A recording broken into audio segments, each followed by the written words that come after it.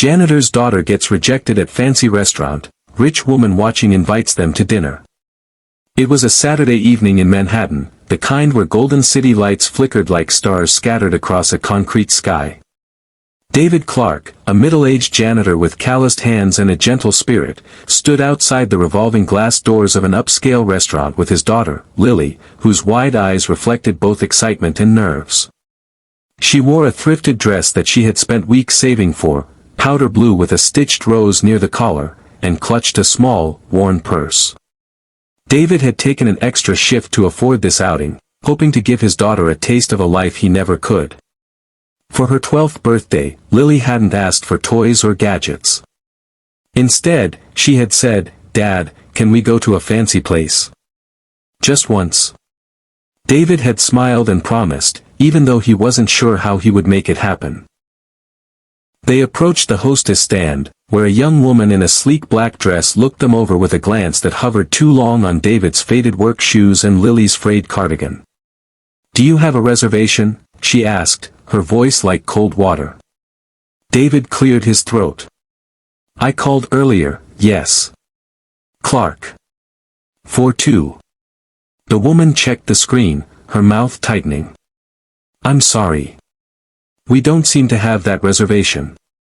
"I spoke to someone named Matthew," David said, confused. "Well, we're fully booked," she replied curtly. "And there is a dress code."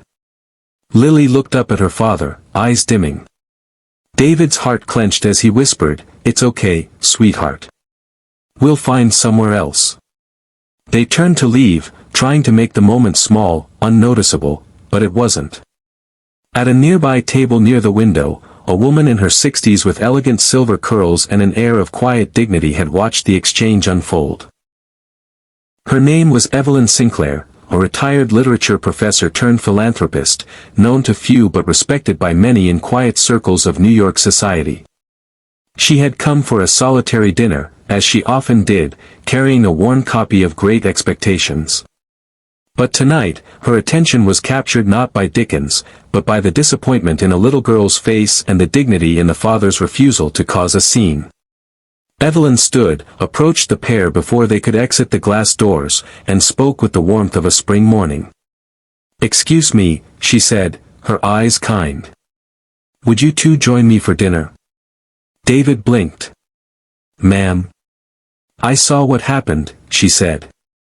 "And I hate to dine alone. If it's not too strange an offer. I'd be honored to have your company." David hesitated. Lily looked at him, her eyes now shimmering with a different light. "Please, Dad." Evelyn smiled. "I insist. Birthdays should be celebrated." And just like that, a rejected moment turned into a seat at a corner table with white linen, flickering candles, and the aroma of roasted rosemary chicken and freshly baked bread. The hostess, flustered and red-faced, tried to apologize, but Evelyn waved her off with a coldness she reserved only for arrogance. Over dinner, conversation flowed easily. Lily giggled at Evelyn's stories of being a wild young teacher who once got locked out of her classroom barefoot. David spoke of raising his daughter alone after his wife passed away, never complaining, only grateful for what he had. Evelyn listened with the kind of attention that made people feel seen. Halfway through the meal, Lily looked at Evelyn and asked, "Were you always rich?" Evelyn laughed. "No, darling. I grew up in Detroit. My father cleaned buildings too. My mother ironed shirts for neighbors. I was the first in my family to go to college." David looked at her with surprise. "You never forget, do you?" "Never," Evelyn said. "Some of us carry our past with pride." As dessert arrived, lavender creme brulee and a slice of chocolate ganache for Lily, Evelyn leaned closer to David and said, "Do you know why I really invited you?" David shook his head. "Because the world needs to see what dignity looks like. You didn't beg. You didn't shout. You walked away with grace. And your daughter? She looked at you like you were a king." David's eyes welled up. He cleared his throat, nodding. Evelyn wasn't done. "There's something else." I run a small scholarship fund. It's mostly for children of blue-collar workers who want to go to college but can't afford it. I'd like to add Lily to that list, if it's all right with you." Lily gasped. "Really?" Evelyn smiled. "You remind me of me." David reached across the table, his hand shaking as he gripped hers. "I don't know what to say."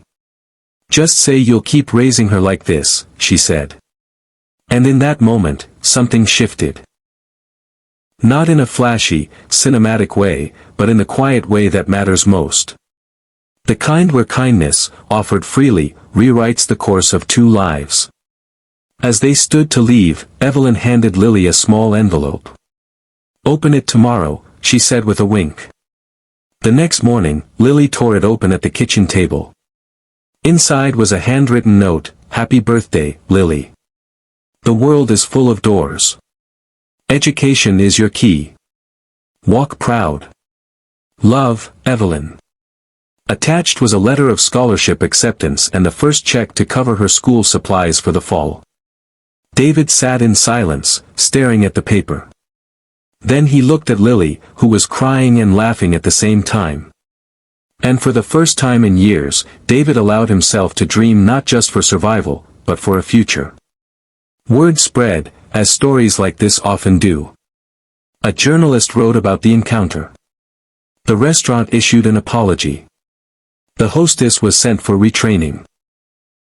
But more importantly, dozens of readers reached out to Evelyn's fund with donations, and within months, 5 more scholarships were offered. Evelyn, David, and Lily stayed in touch. Dinners became frequent. Evelyn taught Lily about literature, while David and she talked about life, grief, and grit.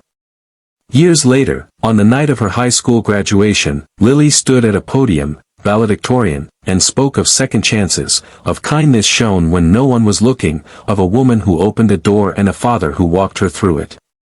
"I'm here because someone believed in me," she said. "Because someone looked past the shoes I wore or the money we didn't have, and saw my heart. And my father's."